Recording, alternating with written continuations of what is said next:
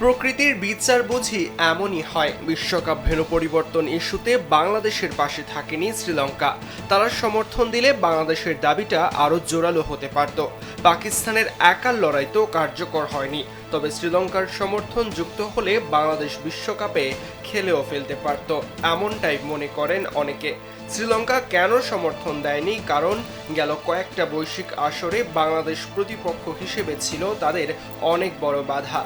তাই বাংলাদেশকে ছাড়াই বিশ্বকাপ হয়েছে এবার। তবে শ্রীলঙ্কার মাথা হেট হয়েছে। ঘরের মাঠে লজ্জার বিদায় নিতে হয়েছে লঙ্কানদের। চলমান টি-20 বিশ্বকাপে শ্রীলঙ্কার বিদায়ী ঘণ্টা বেজে গেছে।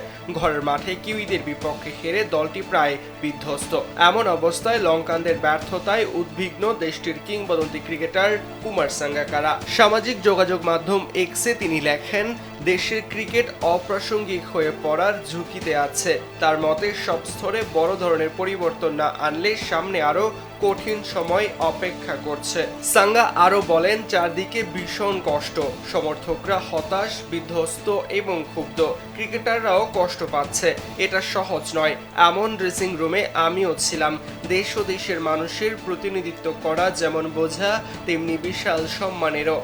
সঠিক পথে ফেরার জন্য সব স্তরে কাজ করতে হবে।